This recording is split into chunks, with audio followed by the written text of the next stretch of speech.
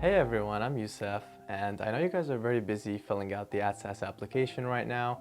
Some people are creating their list of schools, some people are even studying for the DAT, and if you're taking it this month or next month, I wish you the best of luck. I've been getting a lot of questions from my students in the pre-dental society in my university and some friends who are applying this application cycle about what resources I used to apply for dental schools, how did I choose what schools to apply to, and how I kind of went about the application cycle to make myself most successful and get into the schools that I wanted to.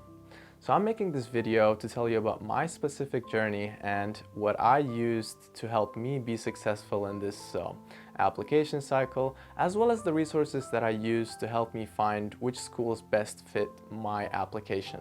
Let's get started with some background information about myself. I applied with a 3.4 GPA and a 19 DAT and a 20 total sciences and a 20 in PAT. I had all the extracurriculars that were needed in terms of volunteering, in terms of community service, in terms of assisting. I assisted as a dental assistant for a few months. I did my clinical hours, so all of that is squared away. But I did take my DAT a little bit late. I applied summer of junior year and senior year. So I took my DAT around July 13th because I simply couldn't study for it during my semester. I was very busy taking care of my classes, and so I took it a little bit later. And that caused me to increase the number of schools that I applied to. I ended up applying to 20 schools. I know that's a lot, but I knew I was gonna get myself in a disadvantage applying this late into the cycle, although it's not very late, but it's not as early as you would want to apply. We know that we can hit submit June 1st, and I knew that I couldn't do that. So I applied a little bit later because once you take the DAT, your scores don't actually get verified until 4 weeks after that. So my application wasn't even complete and ready to go to schools until the end of July, beginning of August. Out of the 20 schools that I applied to, I ended up getting 5 interviews. I got an interview from Roseman, which is in Utah. I got an interview from Tufts in Boston, and I also interviewed at University of New England, which is in Maine. The last 2 interviews that I got, I ended up declining because I simply got into the school that I wanted to, so I respectfully declined their offer. And those interview offers were after December 15, and I had to travel, so it was extra money, and I just did not need to go to those interviews. The first resource I used, and the most important one, was the IDEA Explorer tool. It's through the IDEA website. It's about a $35 subscription per year, but it's very helpful. I'll walk you through it. You can see here that it talks about the types of institutions, it talks about the targeted class and the DAT total scores. Let's say we're an applicant and we want to make a list of schools per se. So I'll choose, for example, public or private or both for now. My targeted entering class size could be, it doesn't really matter to me, so I'm going to go with 151, 101 to 150, even 51 to 100. And then my DAT scores, since I got a 19, I'm going to go with the middle option. And then for the science GPA, it was about 3.4, so I'm going to choose this option. And then it doesn't matter the state of territory for right now. I'm going to filter results. We can see that we have 12 results pop up. From these, I can see that if these schools were already on my list or if I'm interested in these schools. So for example, let's choose Roseman University. This is one school that I actually applied to. If you go down here, you can see that it talks about all the contact information about the school that you can see. It also gives you some general information about the schools, the description, the mission, the vision, to see if that aligns with where you're interested in. It also shows you their entering class size and the length of all 4 or 3 years of dental school that you'll be completing. And if you go down here, it'll show you how to prepare for it and if a BS is required or not. And if you scroll down, you can see the prerequisite classes. This is very important because you want to make sure that you've actually completed all the required courses to be able to apply. Otherwise, schools won't even bother looking at your application. And if you keep scrolling down, you can see if they accept any AP credit courses or not, and the amount of hours that you need to shadow in order to apply. And if you keep scrolling down, you can see the maximum time in days for applicants' response.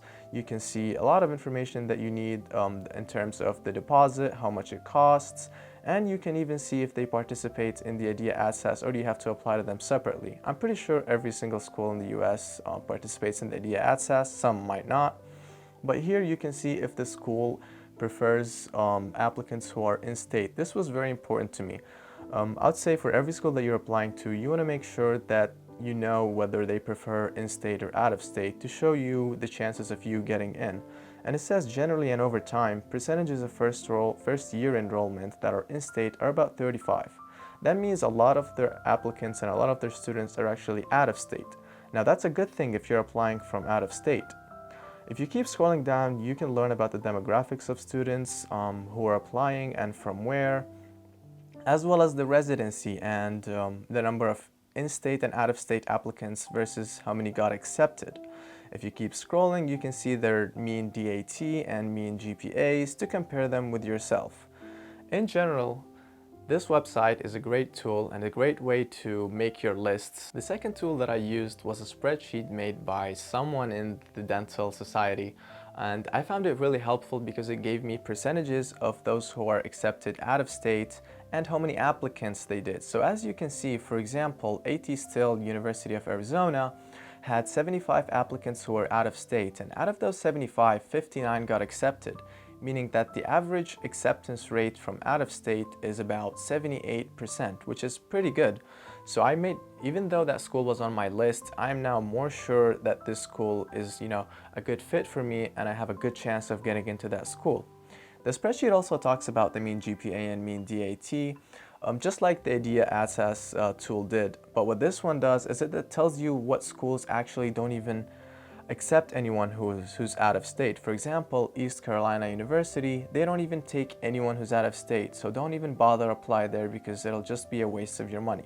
The nice thing about using both of these resources is that I can use them simultaneously while adding schools to my list, because I can remove some schools that don't even accept people from in-state and add schools depending on, both of these resources and the information that they give me. The last couple of things that I did to help me succeed in the cycle is connect with other students. I did that via Facebook.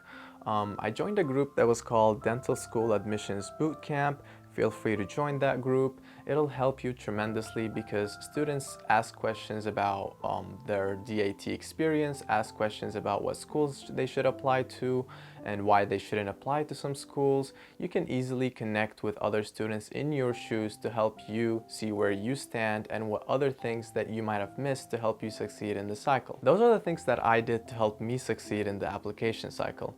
Now that might not be necessarily what you need to do, but those resources can help you and give you an idea of what the general dental student does in order to become successful and get as much interviews as possible. I'm gonna keep this video short, and I hope and I wish you the best of luck during the application cycle. Feel free to reach out to me. I have my social down below and I'll provide the links for all of these resources that I talked about. Feel free to reach out to me with any questions that you have in terms of dentistry, dental schools, other things that I have not mentioned in this video, because I have done a lot more research and a lot more connecting with students than what I've said in this video. So please don't hesitate to reach out. It helps a lot to talk to others, and that was the one thing that helped me succeed, is I kept asking everybody I knew, everybody who had friends that are in dental school. So reach out to those people because they will help you succeed, and best of luck.